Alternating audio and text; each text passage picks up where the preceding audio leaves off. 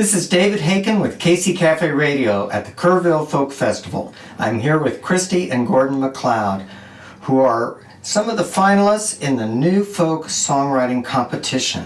Welcome. Thank you, David. So tell us how you became a duo. Well, we call ourselves McLeod 9 because there's two of us. We've been playing music together in various configurations for 25 years. Yeah. Since we first got together and Christy was having a little health problem, and to take her mind off it, I suggested she play the guitar for me and my friend who had another duo, and she became our guitarist. And then we just went from there. We've been playing together in various bands. This particular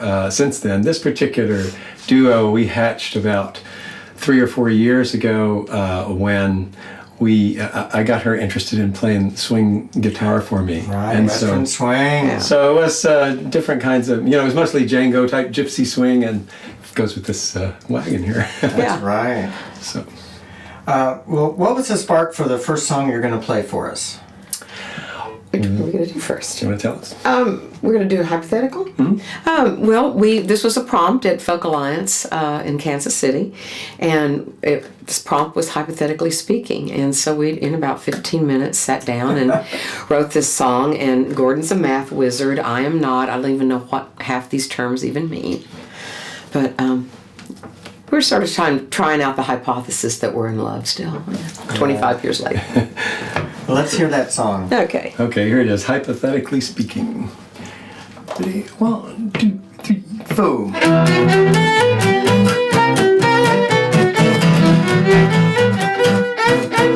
Hypothetically speaking, I could be the one for you. Hypothetically speaking, I could say I love you too. ponder possibilities, weigh the probabilities, standard deviations might be true. Hypothetically speaking, hypothetically speaking, theoretically thinking, You could be the one for me. in a matter of speaking, I might be your cup of tea. This experiment designed with certainty has you in mind. This hypothesis is true. Hypothetically speaking, hypothetically speaking, axioms and theorems, just pie in the sky. Truth incontrovertible is the sparkle in your eye.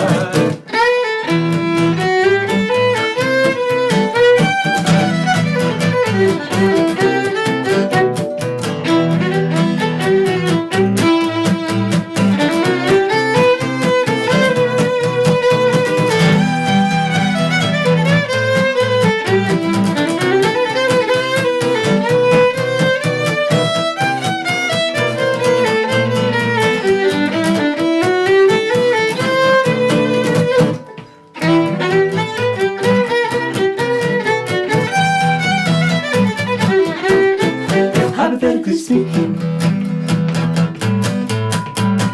I could be in love with you. Hypothetically thinking,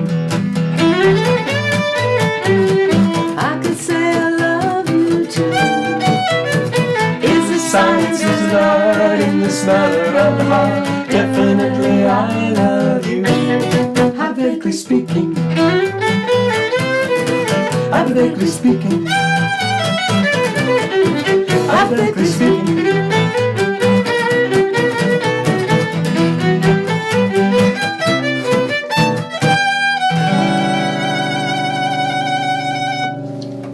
Oh, wonderful. I think you proved that theory. I hope so. We had fun with that one. Tell us about your album project in the works. Well, we did our first album as a McLeod 9 about a year and a half ago, and it's called Swingy, Stringy, Funky, Folky. We thought that described our music pretty well. This one is just we have a recording studio at home, so we have the luxury of just recording things when we get the urge, and so it's just some more songs that didn't get on the first album. One of them would be that one. It would be the title track, and a lot more like it. We have quite a few songs in that kind of swing vein, and then quite a few other ones in a more conventional kind of... More of an Americana, more truly a folk genre. Will you keep the instrumentation as a duo, or are you going to bring in other people? We have some that have, it's quite a range. I mean, some of them are bigger productions where I can play a lot of instruments, so some of them I add bass, and on one of them I think I've got keyboards and maybe drums. But most of them it's mostly fiddle, guitar, mandolin, and vocals. And sometimes I play the harmonica. Bass. I usually add bass on the recordings. Right. Yeah, Christy plays the harmonica sometimes. So who are your musical influences? Oh my goodness, that's hard for me. Mine go all over the place. As do mine. And for the last 25 years, actually, and since we've been together, we've been part of a Celtic band called Beyond the Pale. And that started out strictly Celtic music. We go to Ireland almost every year. And then it's sort of, that band too has morphed more into the Americana roots music. And so doing our own original music and some of the Gypsy, Texas swing has just been a natural segue. And a long time ago, you played in Kansas. You stopped in Kansas City and played at our songwriter event. Oh yeah, I wouldn't forget that email.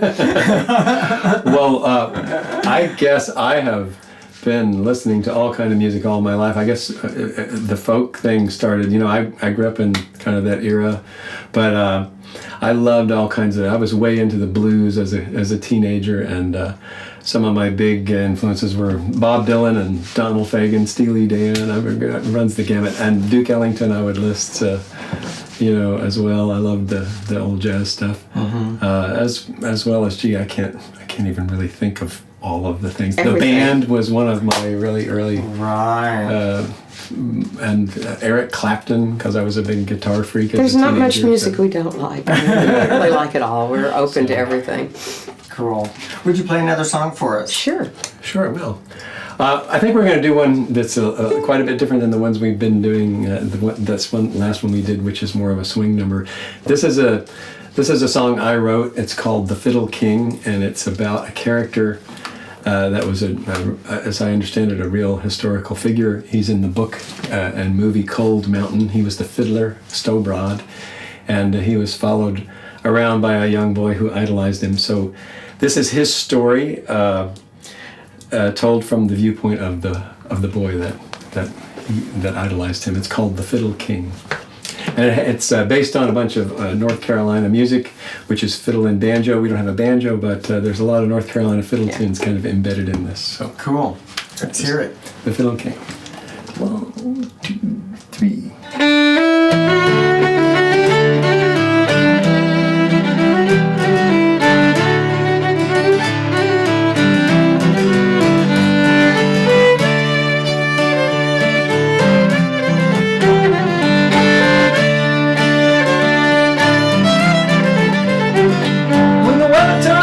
To wander in the Carolina moon, shone full in the spring. With a boy's delight, I knew he was back by that sweet scratching sound of his fiddle strings. Some nights I'd sneak and follow him to the old barn dance where he'd play and sing. And the horse hair running on the catgut made my bare feet shuffle in the little heart sing. Some said he was no kind of lazy, trading his life for a fiddle string. Most said he was plain crazy, but to me, he was a fiddle king.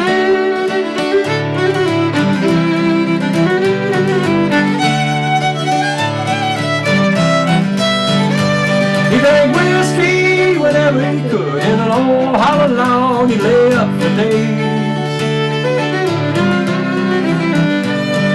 But he was never too drunk to remember any tune I asked him to play. He played Devil in the Straw Stack, Jack of Diamonds, Bonaparte's Retreat.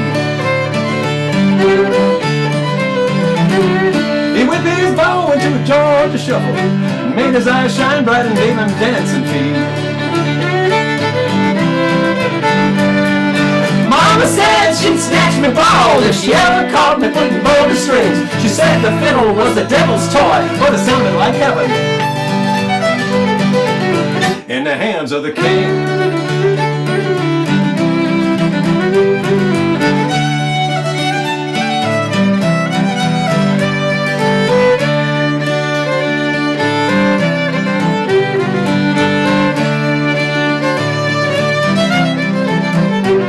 They say he run from the army, that the old home guard would soon make him swing. Said it wasn't his war, he wouldn't fight no more. He was going down to Georgia after the spring. The last thing I ever heard him play, the guard had him backed up to a cottonwood tree. His last request was Bonaparte's Retreat. Always thought he'd play that tune just for me. Some said he was no kind of lazy, trained his life for a fiddle's ring. Most said he was plain crazy, but to me, Mama said he died a sinner, wasted his life on the devil's plaything. That made me so, cause somehow I know right now he's in the hands of the king. Phil King.